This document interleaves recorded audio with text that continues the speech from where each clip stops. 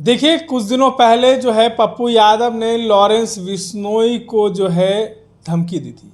कहा था कि अगर पुलिस हमको समय दे, प्रशासन हमको समय दे, तमाम जो गुंडे मवाली लोग जैसे लोग हैं उनको हम बता देंगे।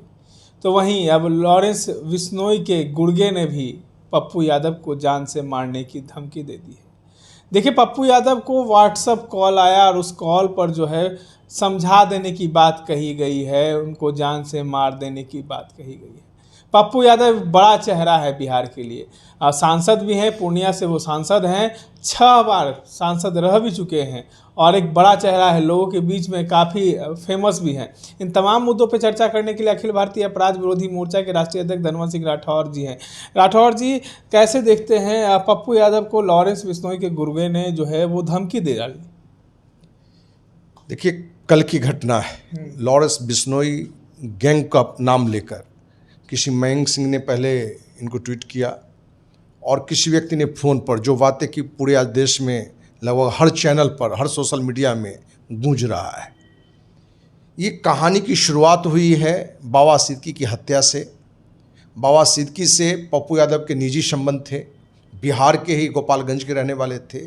तो किसी का जो कोई व्यक्तिगत संबंध होता है तो कहीं ना कहीं उस मुद्दे पर थोड़ा भावुक होके अपना कड़ा रूप लेता है या कड़ा बयान दे पाता है। उसी दरमियान में पप्पू यादव ने कहा कि 2 टके का ये गैंगस्टर है, सरकार यदि हमारे हाथ पे पावर दे तो 24 घंटा में इस गैंगस्टर के जो भी टीम है उसको हम फिनिश कर देंगे। तो कहीं ना कहीं एक जनप्रतिनिधि को इस तरह की भाषा से बचनी चाहिए, एक सांसद को बचना चाहिए।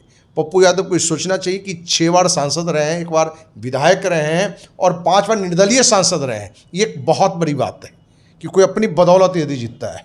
सच्चाई है कि पप्पू यादव बिहार के एक सोशल वर्कर में एक बड़ा नाम है। सिर्फ जनप्रतिनिधि होना कोई महत्वपूर्ण बात नहीं है, सांसद, विधायक, मंत्री कोई भी हो जाता है, लेकिन एक सच्चा सेवक होना ये ज़्यादा महत्वपूर्ण है मेरे नज़र में।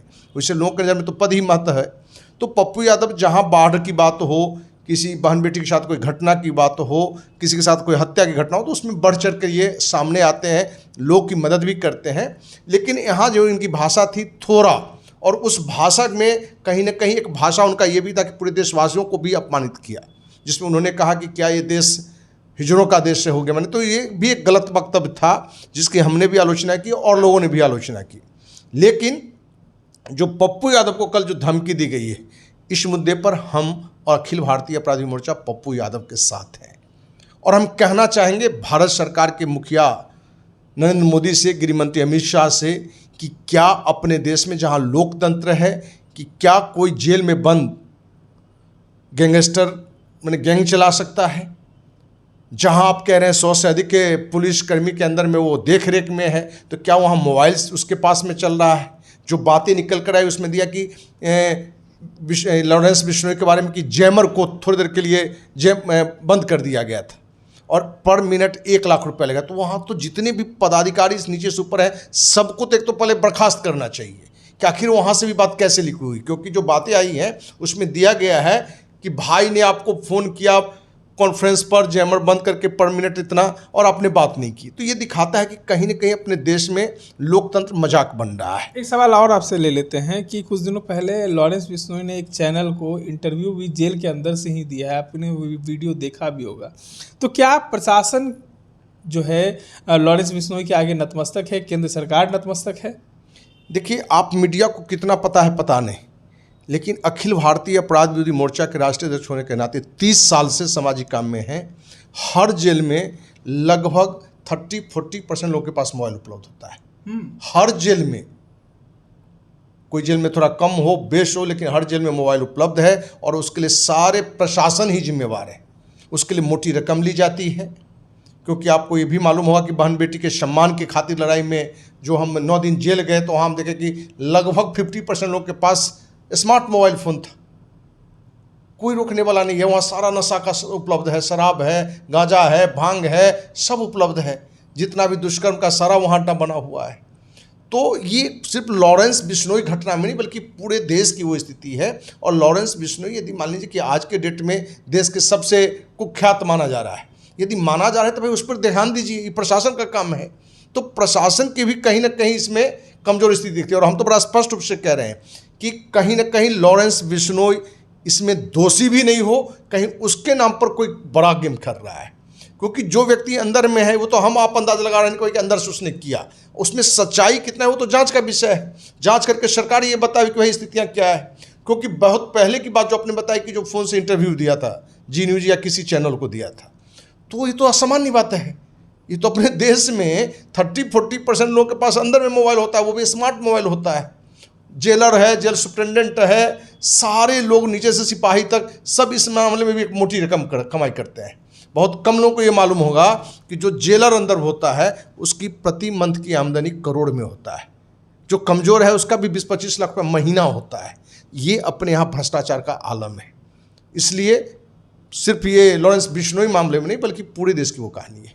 तो आपको क्या लगता है कि केंद्र सरकार जो है वो चुप है क्यों है?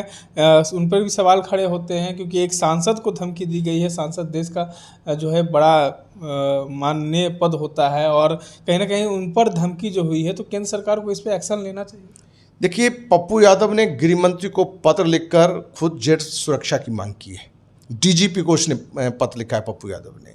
सरकार को कड़ा एक्शन लेना चाहिए, पप्पू यादव की सुरक्षा को भी मुहैया करना चाहिए और पप्पू यादव को भी चाहिए कि इस तरह के बरबोलापन बयान से भी बचना चाहिए।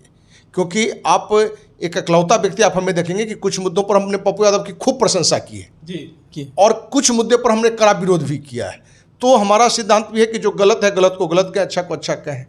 और लॉरेंस बिश्नोई कोई भी हो, मेरे जैसा व्यक्ति किसी से नहीं डरता है। क्या होगा, हमारे पास तो कोई सुरक्षा गार्ड नहीं होता है। हम अकेले 12 बजे रात में भी कोई खोजता है, सामाजिक काम में हम हाजिर होते हैं। कोई क्या करेगा, बहुत से हत्या कर सकता है, लेकिन मैं डरता नहीं, क्योंकि मौत सबका एक दिन है।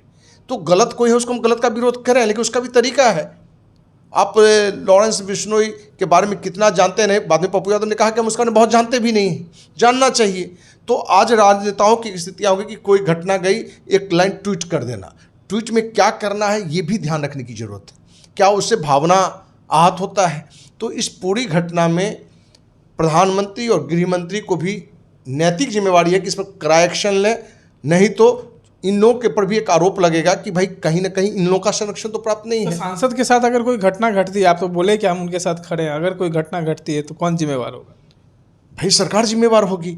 वो बिहार सरकार हो, मुख्यमंत्री मिल नहीं रहे पप्पू यादव से, पप्पू यादव ने बयान दिया कि मुख्यमंत्री से मिलना नहीं चाहता है, तो नीतीश कुमार की भी नैतिक जिम्मेवारी कि भाई बिहार का व्यक्ति, आप उसको सुरक्षा दीजिए, आप मिलिए। और केंद्र के भी माने ये गृह मंत्री का नैतिक जिम्मेवारी है कि पप्पू यादव से, वैसे पप्पू यादव ने कहा कि गृह मंत्री से बातचीत हुई है, तो भाई सिर्फ बातचीत नहीं, आप बिहार में भी कुछ नेता जिस पर कोई ऐसा हत्या का माने उम्मीद नहीं लग रहा है, उसको जेल सुरक्षा दिए हुए हैं, चिराग पासवान को, क्योंकि वो आपके सरकार में है। अब पप्पू यादव आपके विरोध में खड़ा है तो उसको क्यों नहीं सुरक्षा चाहिए?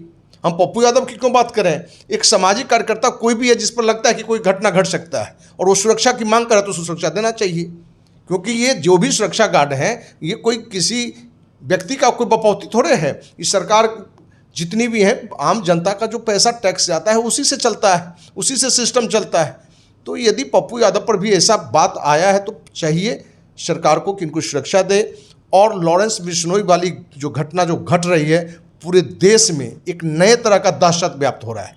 क्या कोई गैंगस्टर है और 700,000 यदि उसके पास शार्प शूटर है तो क्या उसके भय से लोग घर में नुका जाए, छुप जाए, चूहा बन जाए?